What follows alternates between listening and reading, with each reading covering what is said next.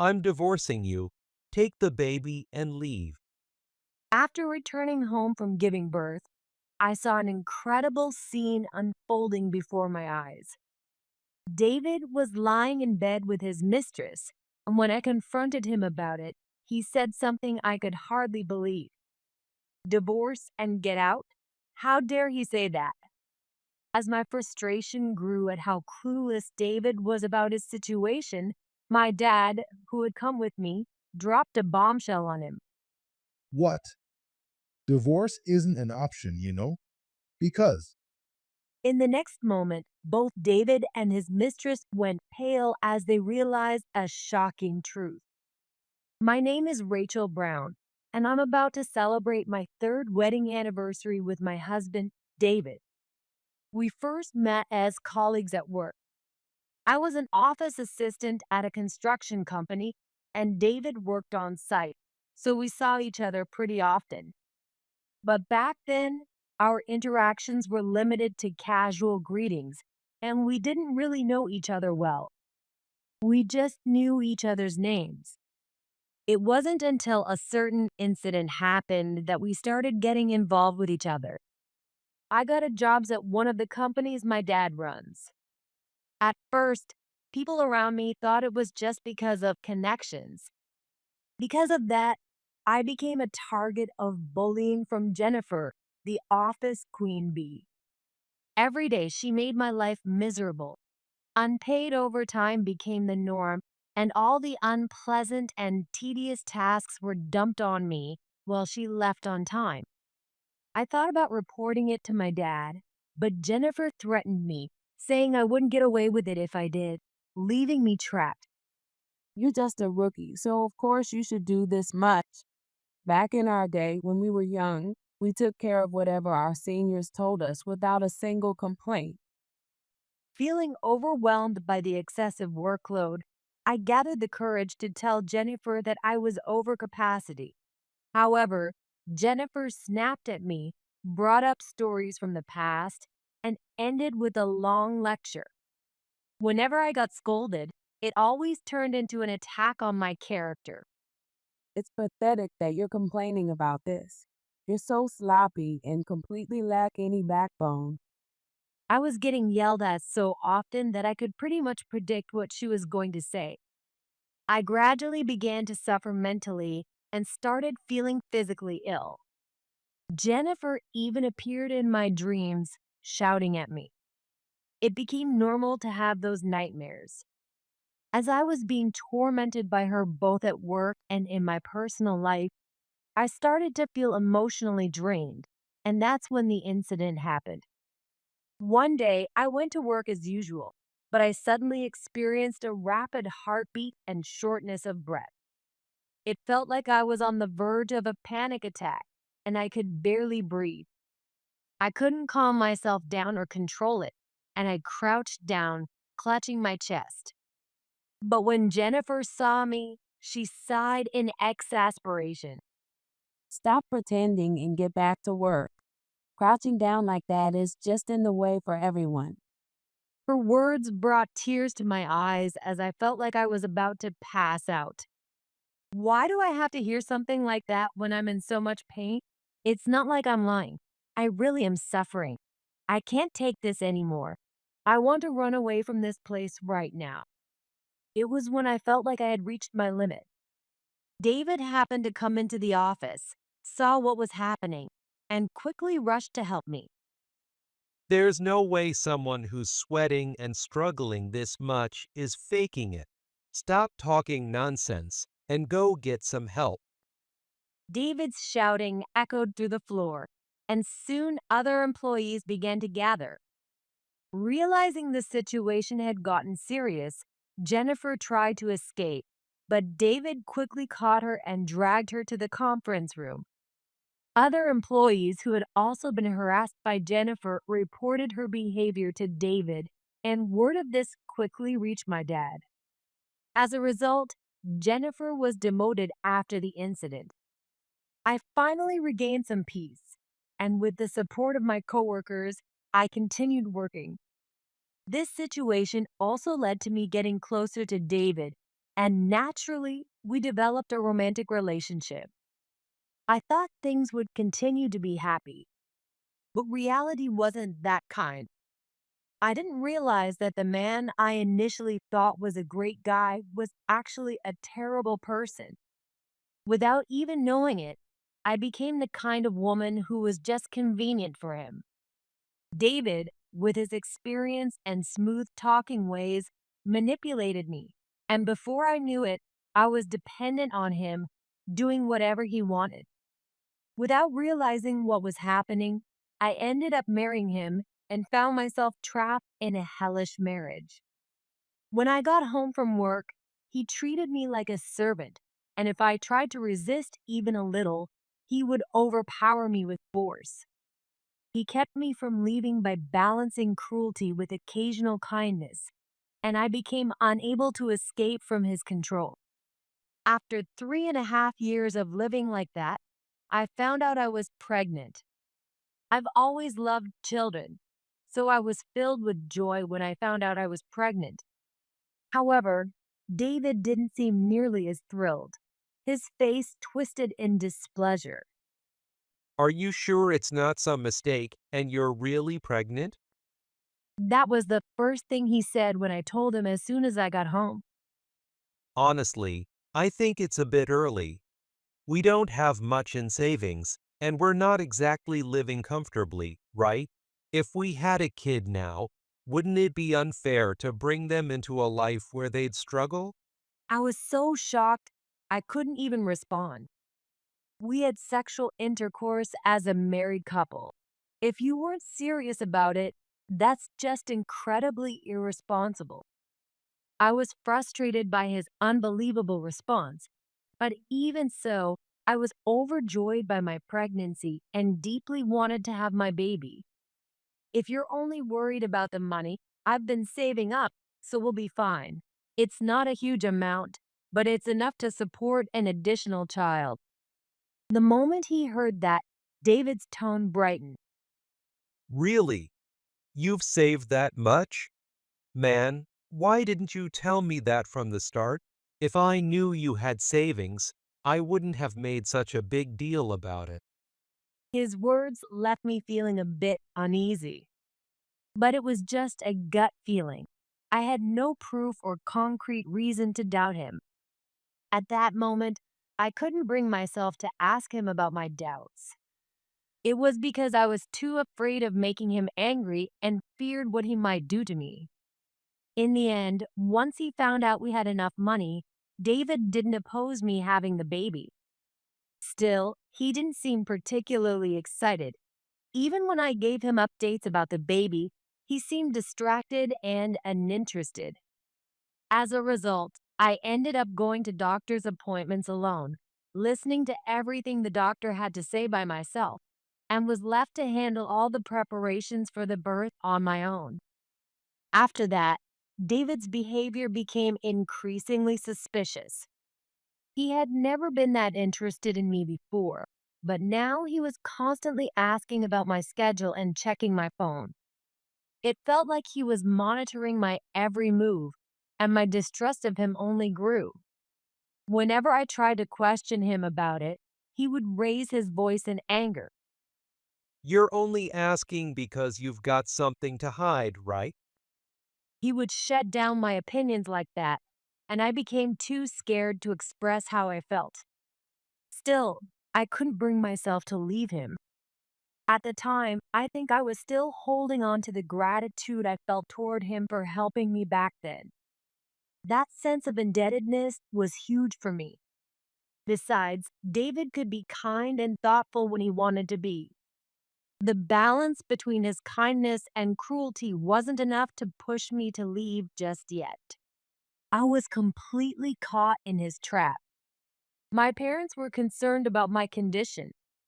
They couldn't stand to watch me anymore and suggested I return home to give birth. You're about to have a child. You'd feel more at ease with support around you, wouldn't you? You tend to carry everything on your own shoulders and don't complain. You should come stay with us for a while after your baby is born. I can handle the housework And you don't know many people where you are anyway, do you? They were right. I didn't have many friends and no one I could easily turn to for advice on raising a child. I didn't want to push myself too hard and risk it affecting the baby. Grateful for their offer, I agreed to return home for the birth. On the day I was supposed to leave for my parents' house, David dropped me off and immediately tried to leave. I still have work to do, so I'll be on my way now. David ignored my mom's offer to stay for a coffee and hurried off as if he were escaping from my dad. Watching him leave, my dad frowned in suspicion. He's still the same, isn't he? Apparently, my dad was quite the wild one when he was younger and had become somewhat of a legend in high school. Since David went to the same high school, he knew all about it. After graduating, my dad worked his way up and now runs multiple construction companies. He's highly respected by his employees. And at the same time, the respect everyone has for my mom is equally remarkable. My mom was also famous in her youth, known as a bit of a rebel, and was just as popular as my dad.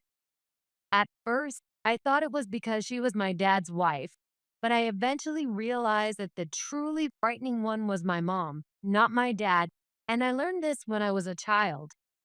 One day, I overheard some employees talking about my mom, and she caught them in the act, giving them a harsh scolding. The scene was so terrifying that from that day on, everyone feared her even more than my dad. After returning home from my birth, I was treated like royalty. The employees were all kind and helpful, jumping in to assist me with everything. If I so much as tried to carry something heavy, everyone would shout at me in concern. And for the first time in a long while, I felt the warmth of people's kindness. Thanks to their support, I safely gave birth to my first child, a baby girl. My parents and all employees were overjoyed, but I couldn't shake my feeling of unease. Are you still thinking about David? Yeah, David hadn't even shown up at the hospital on the day of the birth.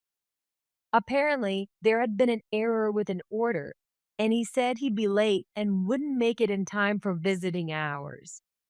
So, he canceled his plans to be there for the birth, saying he'd visit another day. The situation was so unreasonable that, for the first time, I raised my voice. Work can be handled by someone else, but the birth is today. Just today. I'm scared and nervous about this first time, and you're leaving me alone? That's just cruel. Can't you make time even a little?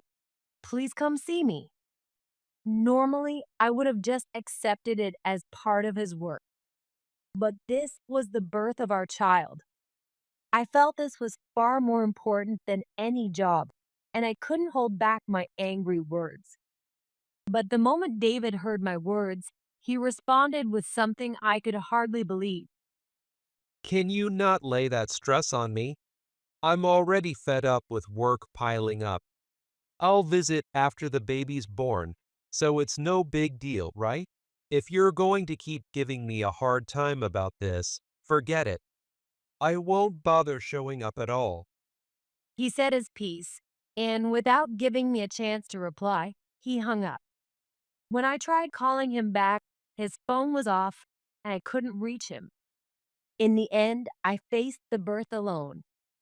Our baby was born safely. After my daughter was born and I had calmed down, I realized that things couldn't go on like this. So, I decided to text David and tell him about the birth. I thought this might be an opportunity to finally talk to him. Congrats. But all I got in return was that short, cold response. There was no further contact from him, and I kept reaching out to him again and again with no reply.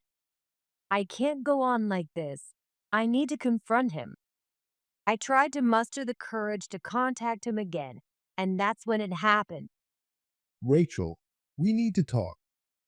Suddenly, my dad, who had just finished work, showed up with two of his employees and called me over. Their serious expressions immediately made me sense that something was wrong. I swallowed nervously, sat down across from them, and asked what was going on. Please stay calm while you listen. David might be cheating on you. What? I was speechless at the sudden revelation. As I sat there in shock, unable to process what had just been said, one of the employees placed several photos on the table.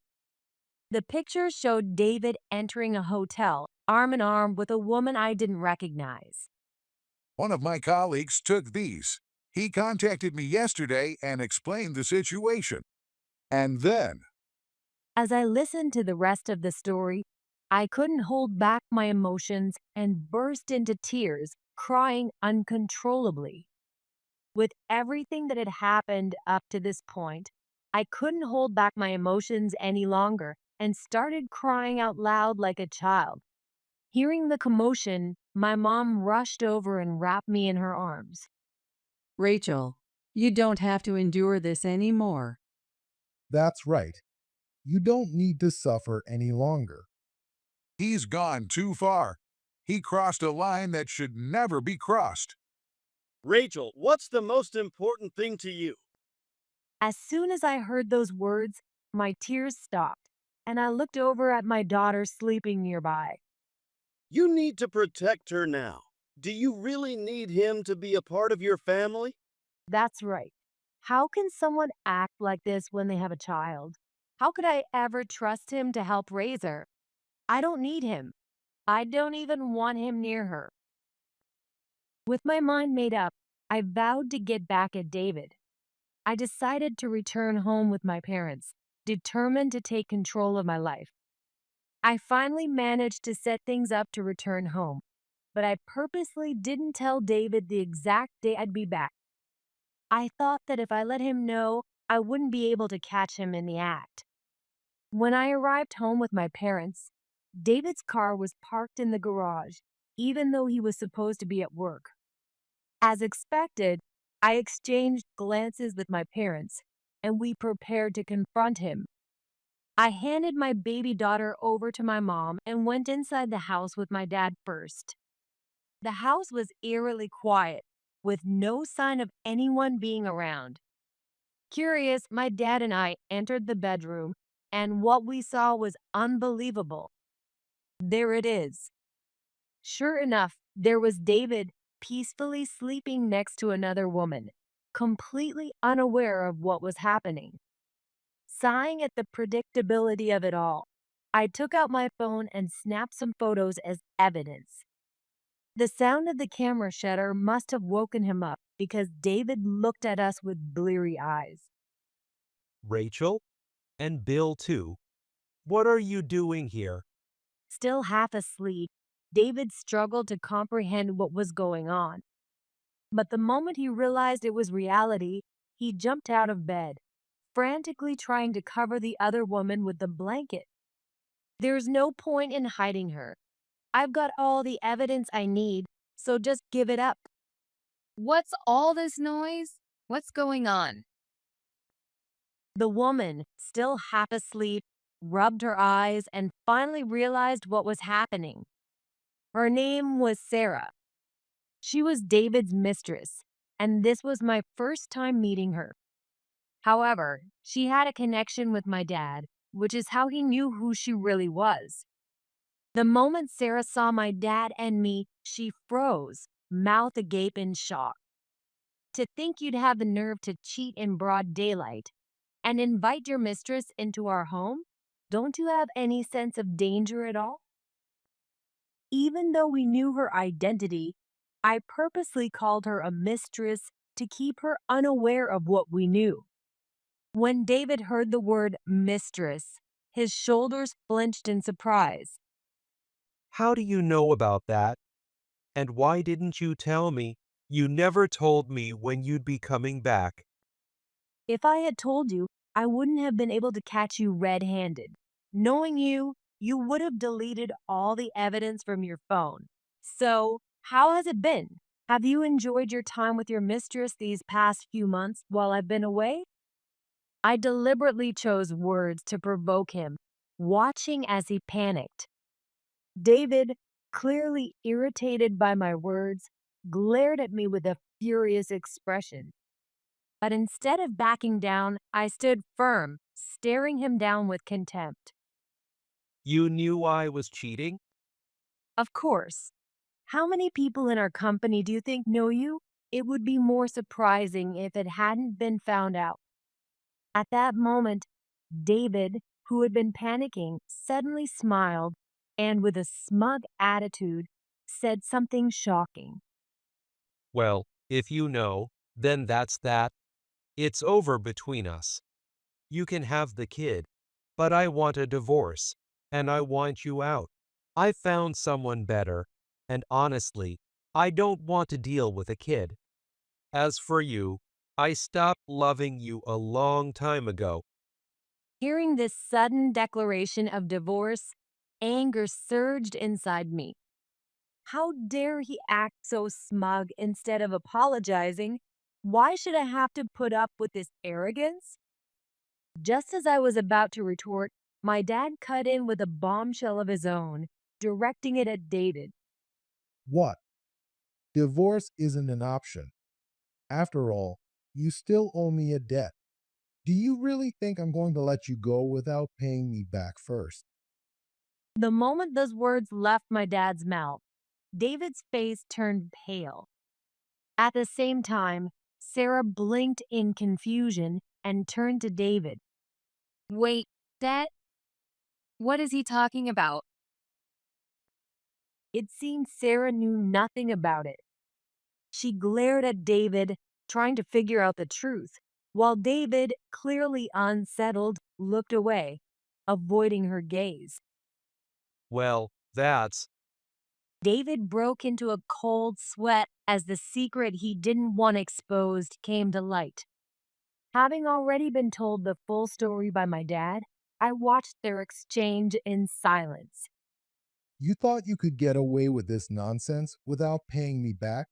Did you really think I'd stay quiet after everything I've done for Rachel's happiness? Well, too bad for you. I've already told Rachel everything, so there's nothing left to hide.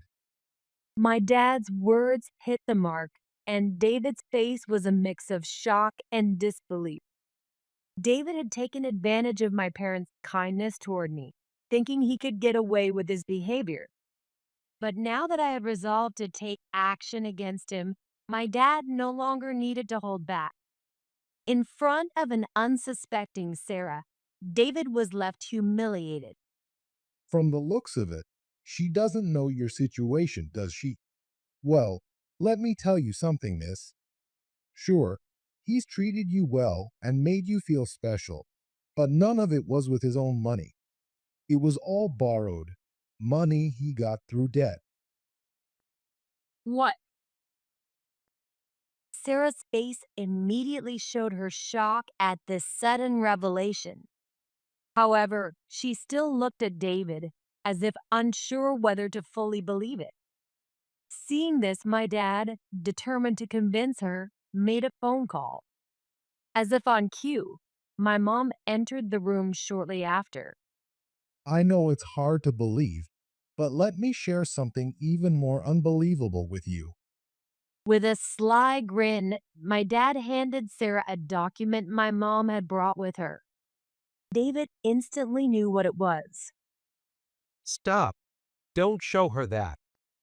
Panicking, David tried to snatch the paper from my dad, but he was no match for my dad's sturdy build.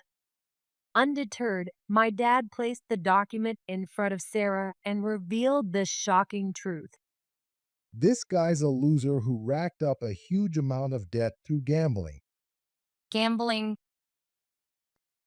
Sarah looked at the document in disbelief. It was an IOU. This is proof that we lent him money. Our lawyer drew up this agreement. The IOU clearly stated that David owed my dad $20,000 with David's signature at the bottom.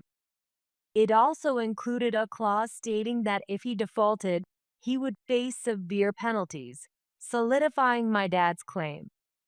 My dad then made it clear that the agreement wasn't forced by showing footage from a security camera, proving everything he said was true. He showed Sarah the video he had transferred to his phone, making sure she saw the evidence for herself. See, now you can't say the debt is fake. While Rachel was back home, this guy was gambling and begged me to bail him out. What? You've been lying to me this whole time. You were happy with all the gifts I gave you. I got the money, didn't I? Money is money. Stop acting like it's such a big deal. David had been splurging on Sarah with luxury goods and paying for all their dates, to the point where he had used up most of his living expenses. Sarah, unaware of all this, had assumed David was wealthy and had been easily deceived into becoming his mistress. It was like a con game between two tricksters. I couldn't help but sigh at how ridiculous the whole situation was. You haven't even paid back that money, and now you're talking about divorce and cheating? You've got to be kidding me. My dad, who rarely raised his voice, shouted furiously, causing David to cower and let out a pathetic whimper. David, usually so arrogant, was now like a scared cat in front of my dad. The fear in his eyes was clear as he frantically looked around for a way to escape. That's when it seemed he came up with the idea to shift the blame onto someone else. David pointed at me and, shockingly, began to make me out to be the villain.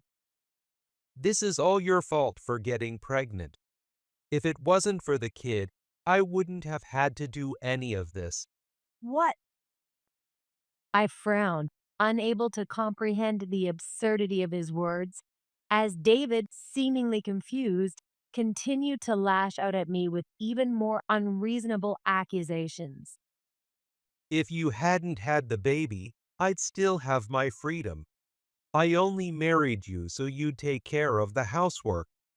I never even wanted a kid. David's cruel words continued to flow, completely unfazed, even in front of our child. My mom, not wanting my daughter to hear such awful things, gently covered her ears while I glared at David in disbelief. I'd have to prioritize the kid, and even after work, I wouldn't have any free time. I can't stand that kind of life. So, I figured I'd blow off some steam before it all happened. And then, It turns out David had run out of money for dates, so he turned to gambling, pouring money into it. As a result, he racked up a debt of $20,000 in a single day and, panicking, begged my dad to bail him out. But that wasn't the only shocking revelation. So, what did you do to repay that debt? Under the pressure of my dad's demand, David hesitated, avoiding eye contact. As I glared at him, he finally gave in and muttered something under his breath. I used the savings. Speak up. David, clearly embarrassed to say it in front of Sarah and me, mumbled his words. But my dad wasn't going to let him off the hook. He raised his voice, causing David to shout in desperation. I used Rachel's savings. Hearing this, Sarah's mouth fell open in disbelief as she stared at David. He didn't attend Rachel's childbirth because he was trying to win back the money he lost from her savings. On the day Rachel was giving birth, he was at the casino. The excuse about work was a complete lie.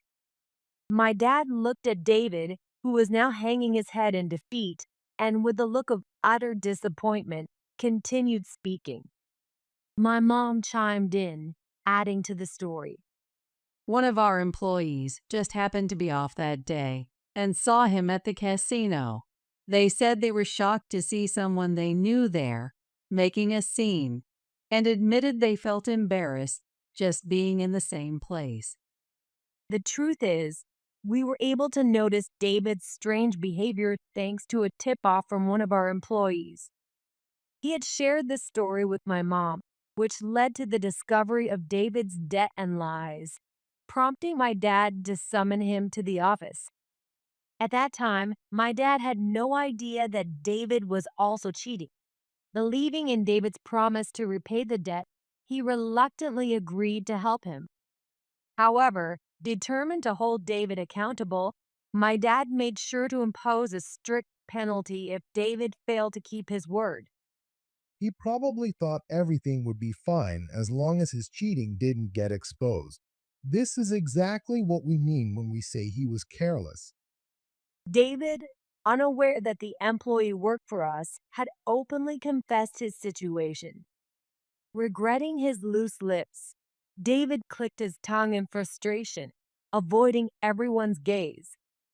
Do you remember what you said when I bailed you out of debt?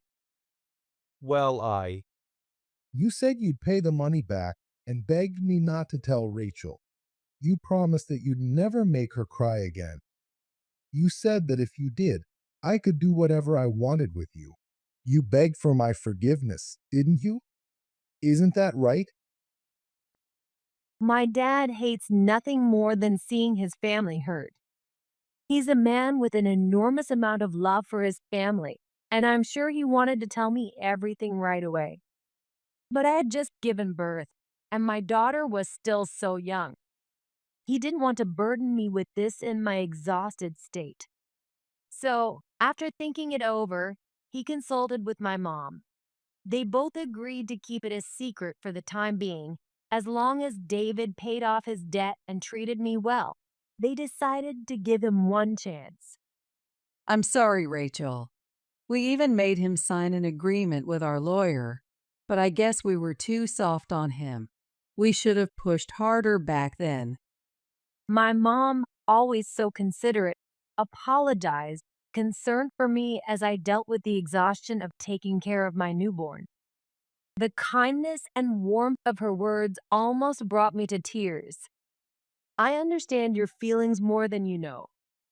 I shook my head at my mom, who was apologizing, and responded with my words. You two don't need to apologize for anything. The ones at fault here are David and his mistress. That's right.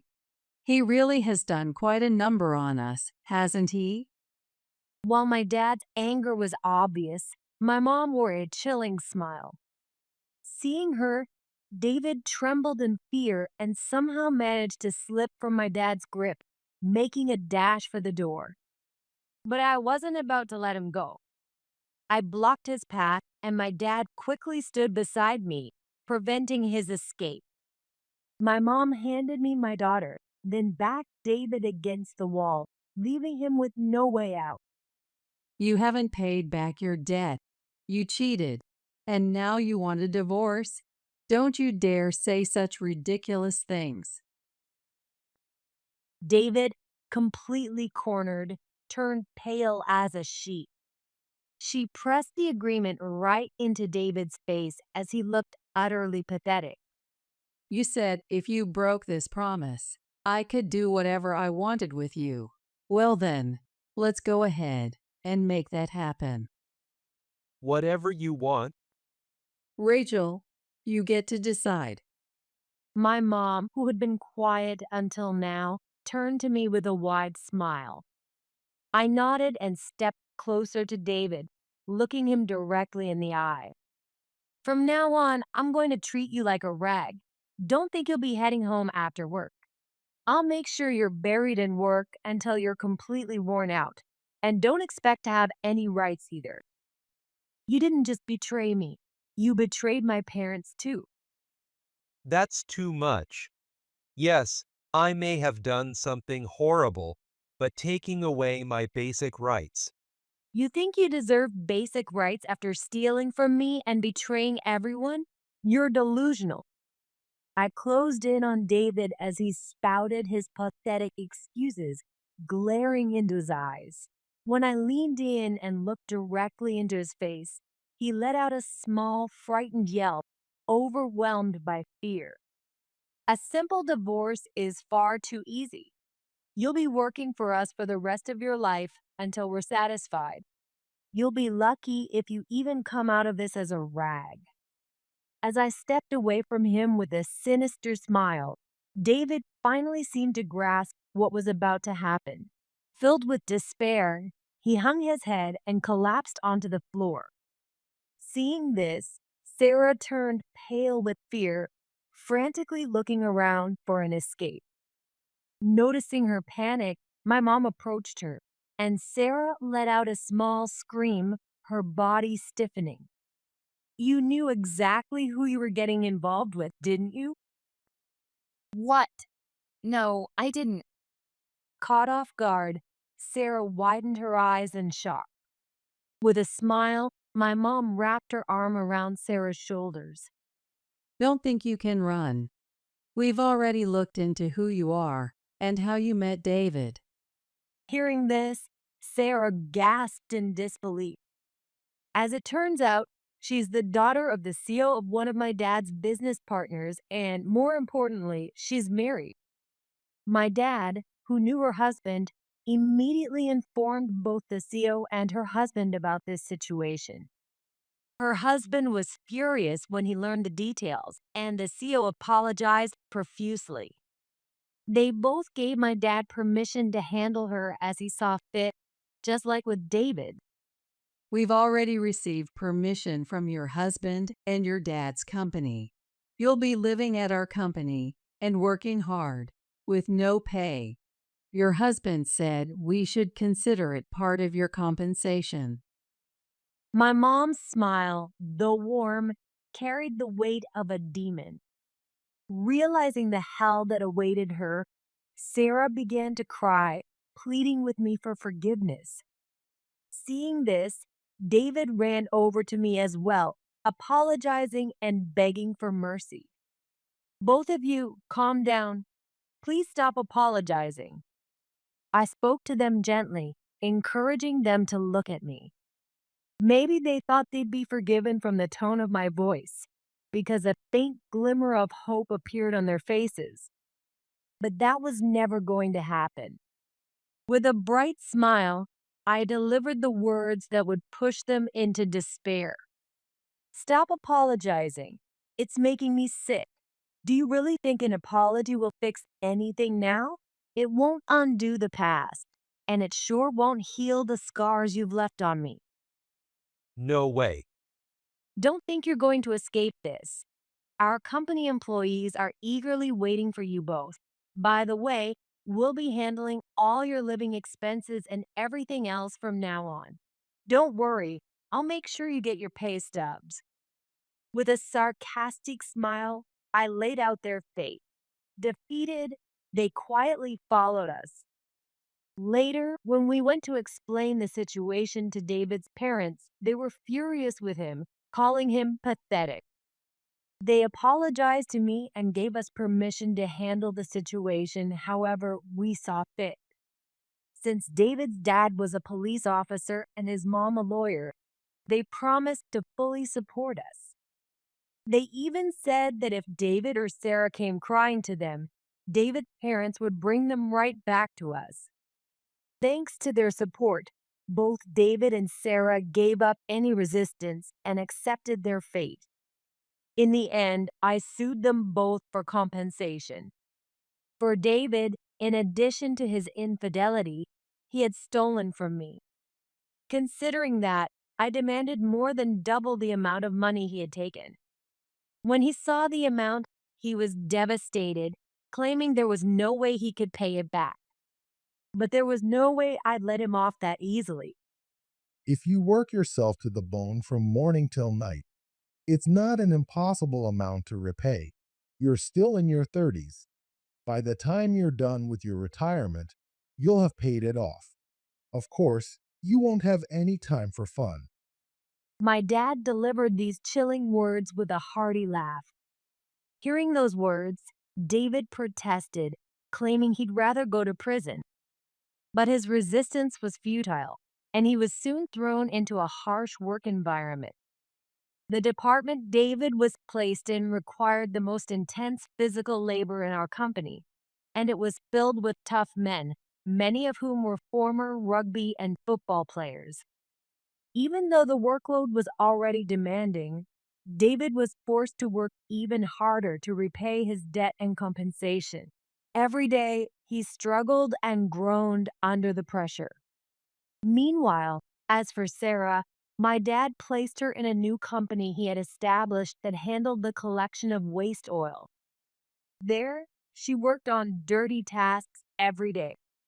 At first, just like David, she resisted the jobs, which angered my mom.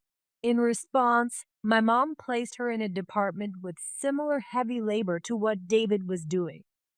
As expected, the workload was too intense for her, and she soon broke down, crying to my mom, begging to be moved because she couldn't keep up. Reluctantly, my mom assigned her to the company she now works for. Many of the employees there are strict, and with Sarah being so sheltered and naive, she was constantly struggling to keep up. For months, she came home in tears every day. But eventually, it seemed she resigned herself to her situation. Now, she works desperately, though she's grown thin and pale, trying to pay back the compensation she owes. Both David and Sarah were now trapped in a living hell, suffering daily. While they endured their misery, I was enjoying a peaceful life. Thanks to the compensation payments from them, I didn't need to work until my daughter started school, and I could spend plenty of time with her. However, when my daughter entered middle school and I found myself with more free time, I decided to return to work. Worried about me, my parents arranged for me to work under them, and now I'm back at the family business. My daughter once asked me about David, and I told her everything honestly. I was afraid that she might want to go to him after hearing the truth, but that fear turned out to be unfounded. Why would I ever want to go to him after hearing all that? I'm just glad you're free from him, Mom. As long as I have you, I don't need him. Her matter of fact response left me surprised. She has absolutely no interest in David and doesn't even see him as her dad.